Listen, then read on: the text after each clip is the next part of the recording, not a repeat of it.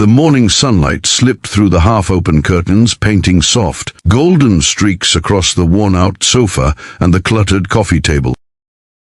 The air was still, almost reverent, the kind of quiet that carries the weight of everything unsaid.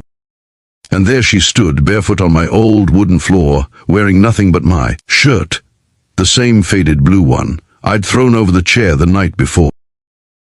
Her eyes met mine, half ashamed, half broken, but all real. In that moment, I didn't see a stranger. I saw someone who'd been running for far too long and finally stopped.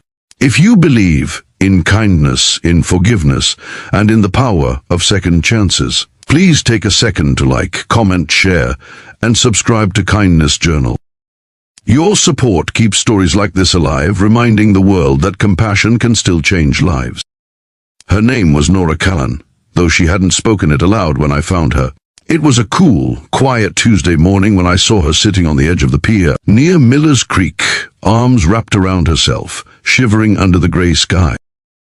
I was heading to my workshop, a converted garage, where I built wooden furniture for local stores.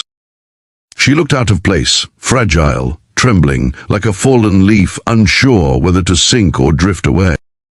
Her clothes were soaked, her hair clung to her face, and she didn't flinch when I asked if she was okay. She just whispered, "Do you have a phone?" That was it. I offered her my jacket, called a cab, and tried to help her stand, but she winced, limping. There was a bruise on her ankle, another near her collarbone, and a silence in her eyes that spoke louder than any cry. The cab never came. The driver refused after hearing she didn't have money. So I did something I hadn't done in years. I brought a stranger home. My small cabin wasn't much. A single room with a kitchen corner, a table covered in tools, and a couch that had seen better days. She stood by the door, hesitant, scanning every corner as if measuring whether it was safe to breathe here. I offered her a towel and pointed to the bathroom, promising I'd wait outside while she showered. She didn't answer, but 5 minutes later, I heard the water running, and for the first time, the silence in the cabin felt alive. When she came out, steam trailing behind her, she wasn't wearing her old torn sweater anymore. She had found my shirt on the chair and slipped it on.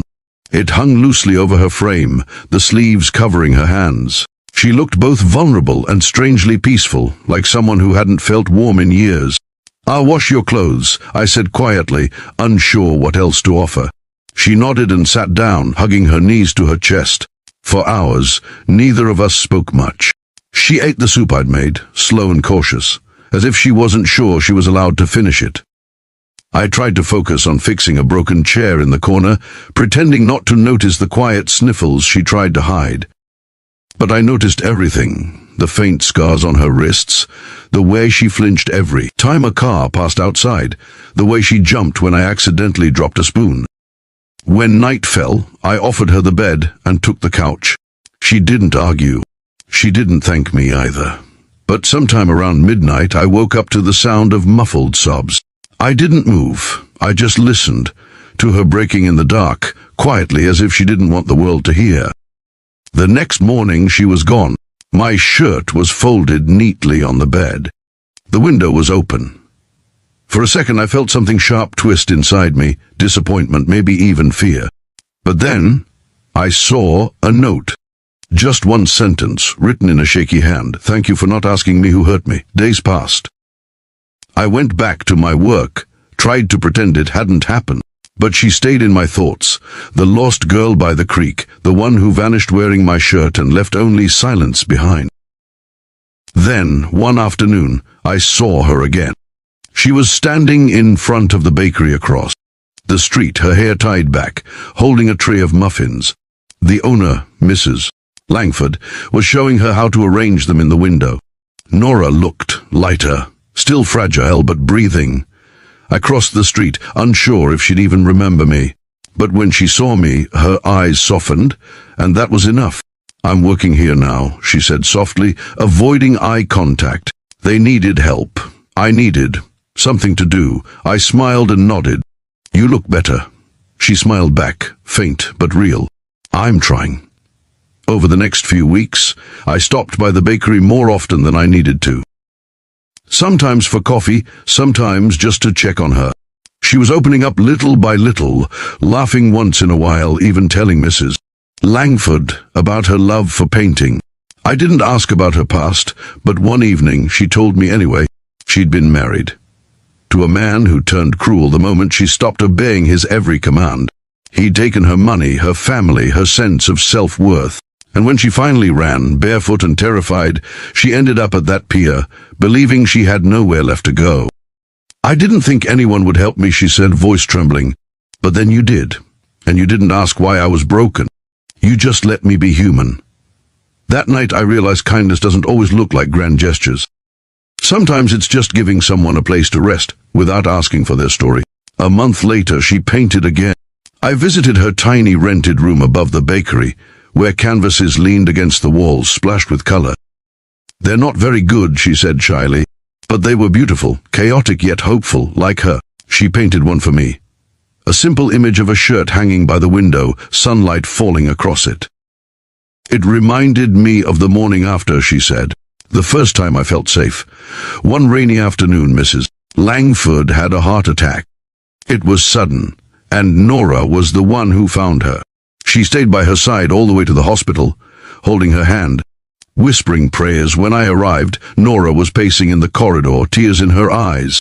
I pulled her into a hug without thinking, and she broke down completely, not because of the fear, but because she said she finally realized she couldn't lose anyone else she loved. In that moment, something inside both of us shifted. It wasn't romance. Not yet. It was something deeper, the quiet recognition of two souls that had survived too much and still chose kindness anyway. Weeks later, Mrs. Langford recovered and decided to retire, leaving the bakery to Nora. You've got the heart for it, she said, pressing the keys into her trembling hands.